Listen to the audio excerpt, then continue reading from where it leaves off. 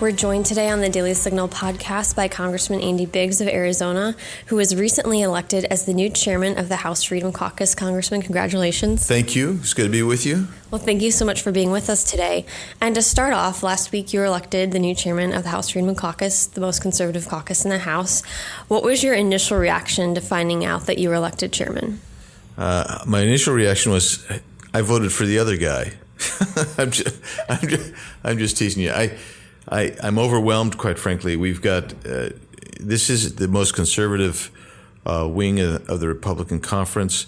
It's filled with very capable, articulate, intelligent men and women who have had great success in the private sector. They have had great success here in Congress. Many of them are on important committees. They do good work. They're bright, and so it's really awesome to work with them on a regular basis. It's the only place, quite frankly, that I've been in Congress where we actually debate the bills in detail and actually infuse constitutional principles and discuss how this impacts the Constitution as well. So it's an awesome group to be with. And then you consider who we had before. You have Jim Jordan, who was the first chairman, and Mark Meadows, and then my own predecessor in Congress, Matt Salmon, was one of the original founders. And there's just so many great people who've done some great things, and these are big shoes to fill and broad shoulders to try to stand on. You know, and then one more thing, Rachel, as long as we're talking about stuff, is the Democrats have gone so far to the left. You look at the presidential nominees, and we see that's reflected actually in Congress, this notion of whether it's socialism, which let's define it what it is. It is an authoritarian brand of government where they want to get in control virtually every aspect of your life. That's really where they are. And we have got to stand in the breach against them and fight back and remind people the reason that we are an exception to the world is the ability to make choices and be accountable for those choices. And that's why you see the economy booming today, is because President Trump and the Congress, Republicans, when we had the House, we changed the tax code to let people keep more of their money. In this instance, businesses. We've deregulated, and this administration's deregulated. That has allowed people to feel freer and actually become freer.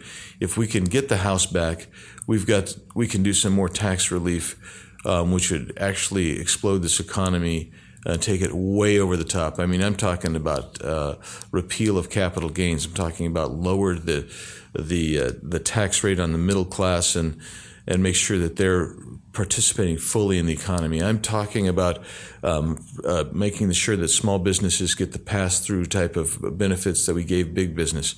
These types of things would really make this economy grow. It would lead to further deregulation. We would become, in fact, once again, the juggernaut of the world economically. In fact, we're the only economy growing in the world today, but we would be what people thought the Chinese economy was 20 years ago, except for ours would be built on a foundation that would last and be solid. Well, a few minutes ago, you mentioned that there are lawmakers, especially Democrats in the House, that want to oust Trump, and they're continuing on that drumbeat. And Congressman Justin Amash, he made headlines a few months ago, earlier this year, for saying that he was leaving the HFC over his disagreements with President Trump. Do you think that changed the House Freedom Caucus at all? And what would you say is the relationship between House Freedom Caucus members and the president? Well, Justin is a good friend, and I was sad to see him go. I'm sad to see that he's basically taken on the president and has been so critical. My big belief is there's so many people on the other side that are critical of everything this president does. We don't really need to jump in on that. We need to find the commonalities and emphasize that. Then I would say that the Freedom Caucus has a great relationship with the president. It was solid when he was campaigning. Then that initial health bill, if you remember, was a horrible bill.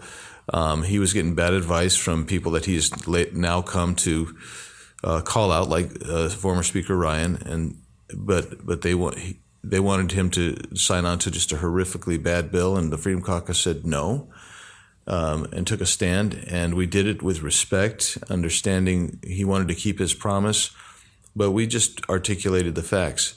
And since that point, he understands, he trusts us, we trust him, and there's a really good relationship between the Freedom Caucus and President Trump. And he understands that the Freedom Caucus is the body that has stood in the well against these guys that are trying to take him out. And if we hadn't, I mean, just think about this. They wanted to impeach him. They've been trying to impeach him. They have nothing to impeach on. It was the Freedom Caucus that basically came in and defended his position and defended him against these attacks. So looking forward, what kind of legislation do you see the House Freedom Caucus pursuing during the next year? Well, we're going to continue to do things on everything from immigration, and we've come up with ways to fund the wall, and we're going to continue to try to advance those. Our problem is in the House, we don't have the majority, so the majority is always going to be against us. But we're going to continue to advance this, because I think one of the things the Freedom Caucus needs to do now, and if we had the people that were forward thinking doing this, we need to put some policy positions in place, articulate and narrate those positions for when we take the House back. We want to make sure that we're ready. So whether it's immigration, whether it's the tax policies, which I've previously iterated, whether it's balancing the budget and attacking this relentless spending problem that we have that's growing like crazy, moving us back to and talking about the procedures and the processes that need to be in place. For instance, there's no reason, and I'm going to keep beating this drum on this, that we should be having two committees, the Budget Committee and Appropriations Committee. The Budget Committee comes in and says, okay, you need to do this, and we're going to balance, and 10 years ago was in 5 years.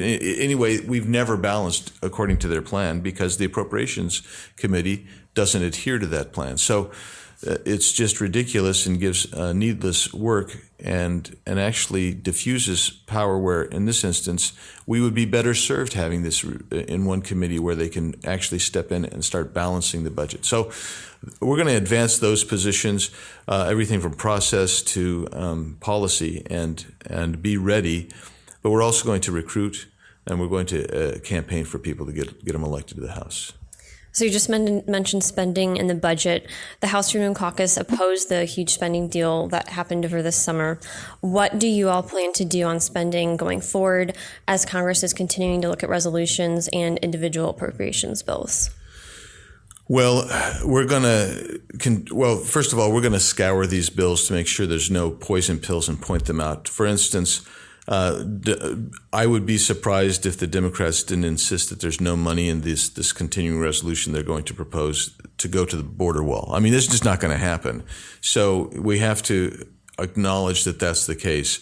We're going to talk about whether we're still funding abortions anywhere with federal dollars. And we've got to take, so those are some examples of poison pills. But at this other time, we are going to continue to fight to balance the budget. I mean, this is just ridiculous that we can't get together and pass budget bills that work, and we don't. So House Democrats, among many other things they're pushing, we mentioned their dissatisfaction with the president. They're continuing to push as well for gun control measures in the wake of the mass shootings we've seen. What do you think of this drumbeat, and what do you think lawmakers should do on this issue?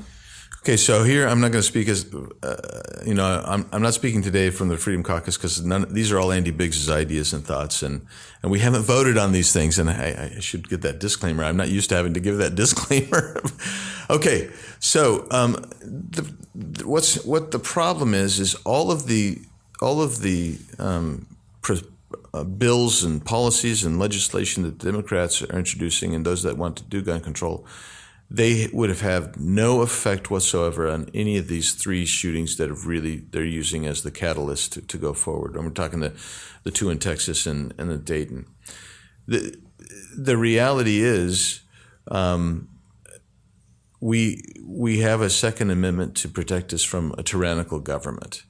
And they want to turn our government to a tyrannical government, and at the same time that they want to take away your guns. And they really do want to take away their guns. Beto O'Rourke has been very clear on this, And nobody else popped up and said, "Oh, no, we disagree with Beto. We don't want to take those."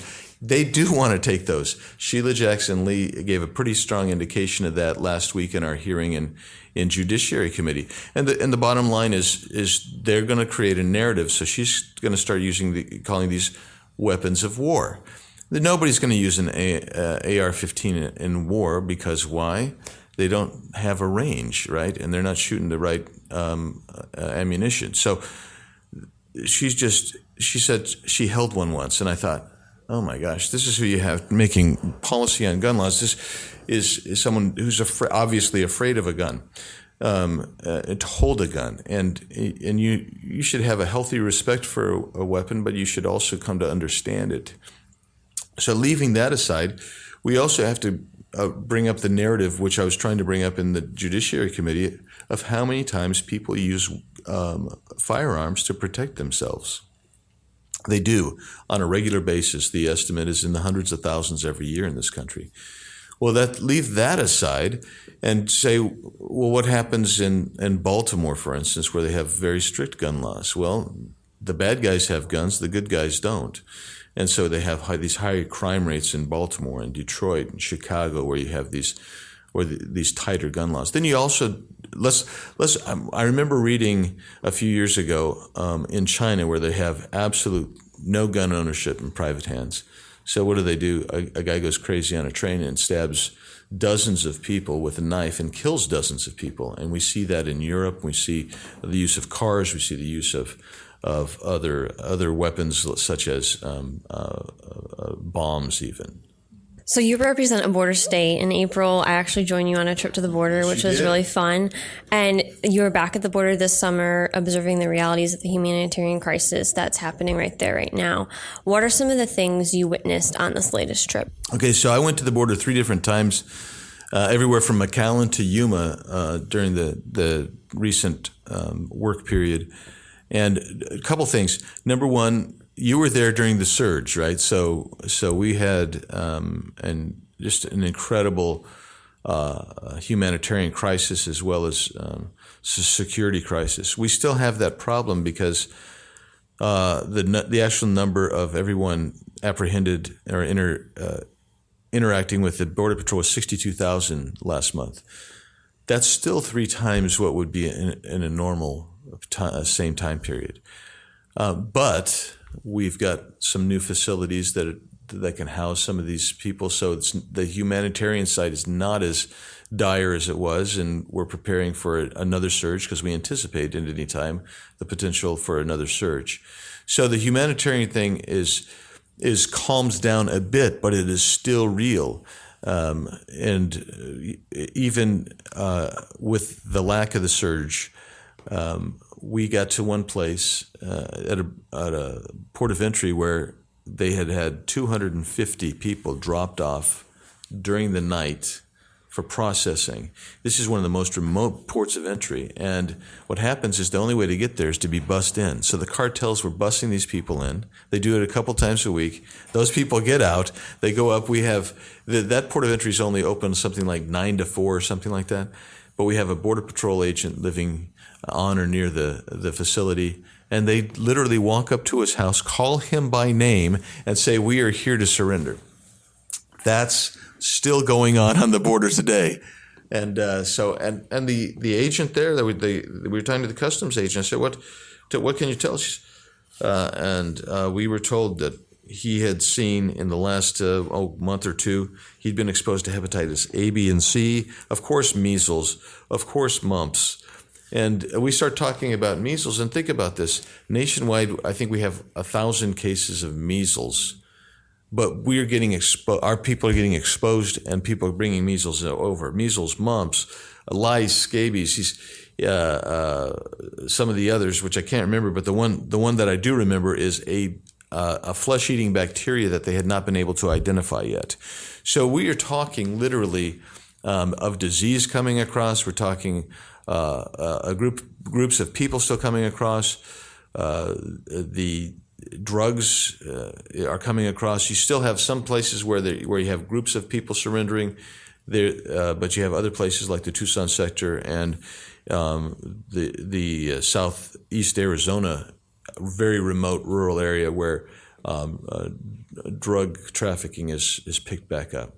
Wow. That is incredible that they know this Border Patrol officer by name. They just come and Yes. Yeah. Isn't that something? And I said, well, how does this work? And they said, well, sometimes whoever's kind of the leader of that group will have it all written down on a paper. Agent so-and-so, agent so-and-so, we claim asylum in the United States. We have credible fear. And it'll be all written down, and they'll say that on behalf of the 250 people that are there. yeah, you never hear stories like this reported. No, you don't. And nobody goes. I mean, I think we surprised the heck out of them because we had notified them that we were coming, but it didn't get passed on down. And then all of a sudden you've got all these members of Congress and their staff pop in. Boop, here we are. And I think they were surprised. But it was good to be there and see this firsthand. Were there any other things you witnessed during any of these trips that essentially counter rhetorics we see reported in the media or elsewhere about the conditions at the border or what happens where you're there in person and you can say, wow, this is actually not the case? Look, every time I've been down to the border, what I can tell you is the Border Patrol facilities themselves are not designed to be holding facilities. They're processing facilities with some holding cells there. Even if there's some crowding in those cells, they leave the doors unlocked so people can come in and out. There are tables with water cans, that are 5 or 10 gallon water cans all over the place. They fill them up with ice and water as often as necessary. There's juice boxes. There's snacks. One of the places that now is a facility in El Paso. I mean, they've added these soft-sided tents. These are huge, and they're wide open, and there was virtually nobody in there when we went. They were just opening that facility. There are food stations everywhere. There's hygiene products everywhere. There's supply rooms at everywhere we go with clothing and hygiene products. So if somebody comes in, they've got torn and dirty, filthy clothing, they'll take them off. They'll give them new clothes after a shower. They will wash their old, dirty, filthy clothing and return them to them. That is what's going on. It's just such a lie what we hear from the other side. I mean, I don't know what they see when they're going down, but we've been down multiple times. And as I say, sometimes catching them off guard a little bit, and we don't see anything that they're talking about. It's so interesting. Thanks for sharing that.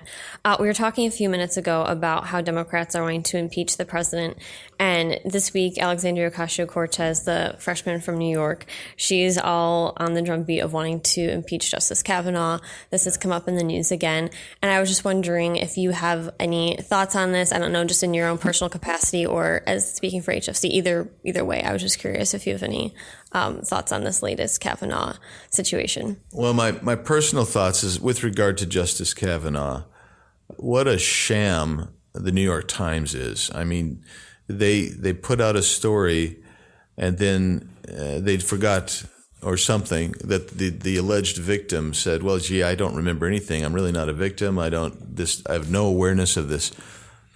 Well, good grief. I mean, when you think about that, that is even for a public figure like Justice Kavanaugh is, that almost becomes libel per se. I mean, they have shown a willingness, a willful mind, and I saw today that the same author there had tweeted out horrific things in the past, and so these people are unhinged. They've got Trump derangement syndrome, and you know what it is? Ultimately, the Supreme Court has too much power. And that's why you see these massive fights for Supreme Court nominations today. And they legislate from the bench. They overturn. They're not applying the law anymore. They're trying to interpret. In interpreting, they're creating law. And the Democrats know they cannot win on policy issues to the American public. American public doesn't want socialism. American public doesn't want the government in every aspect of their lives the way the Democrat leadership here in Congress wants. So they resort to the courts. And for them, abortion is the cause. And they think that Roe v. Wade could be overturned. If Roe v. Wade could be overturned, they're going to do anything they can. They're going to go after Justice Kavanaugh. I view this as blatant libel, and I think Ocasio-Cortez she's out there saying things that seem slanderous to me. And so when you go forward like that, I just think they're unhinged, and they're unhinged because it in a rational way. They understand that they can't win on the policy debates. They have to win in court. They understand with President Trump appointing these justices and these judges, 150 federal judges now, that they are losing some of their grip that they've held over the courts for 40 years. And Justice Kavanaugh, in my opinion, it's outrageous, and you're not going to see an impeachment go on Justice Kavanaugh. It's just not going to happen. But they're going to continue to try to torment this guy. And in so doing, I think they're trying to deter any other conservative nominee in the future. They're basically, if you thought the Justice Kavanaugh thing was an outrage, just imagine if President Trump is allowed to name another replacement for a Democrat-held seat on the Supreme Court. And I'm just saying, just think about that. We're now talking in the terms of left-wing, right-wing on the court. We talk in the terms of Democrat, Republican on the court. That is too much power in the court. But I'm just going to tell you, the next nominee is going to go through a hell. If there's 7 circles of hell, as Dante said, then Kavanaugh went through probably 3 or 4 of them. The next one will go through all 7. Wow, that's true.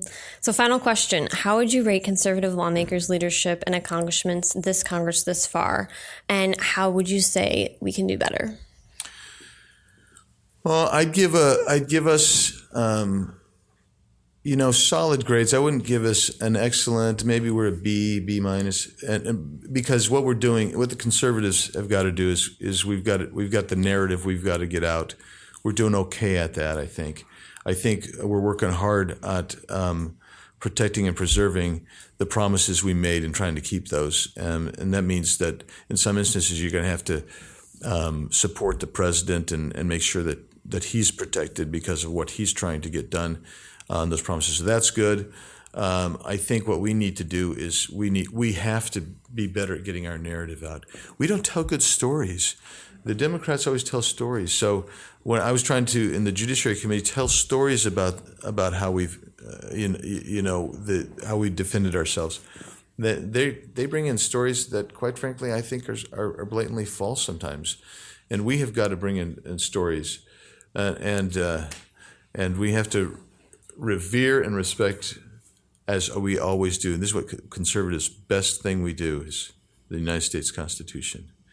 And so when the Freedom Caucus says we're going to stand there in the breach and we're going to represent the unheard voices, people who feel they're not heard in Washington, D.C., we're going to defend the United States Constitution. And as we do that, people will be freer. Congressman Biggs, thank you so much for joining us today. My pleasure. Thank you, Rachel.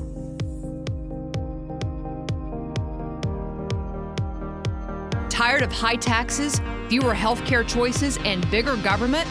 Become a part of the Heritage Foundation. We're fighting the rising tide of homegrown socialism while developing conservative solutions that make families more free and more prosperous. Find out more at heritage.org. Well, that'll do it for us today. Thanks for listening to the Daily Signal podcast, brought to you from the Robert H. Bruce Radio Studio at the Heritage Foundation. Please be sure to subscribe on iTunes, Google Play, or SoundCloud. And please leave us a review or a rating on iTunes to give us any feedback. We'll see you again tomorrow.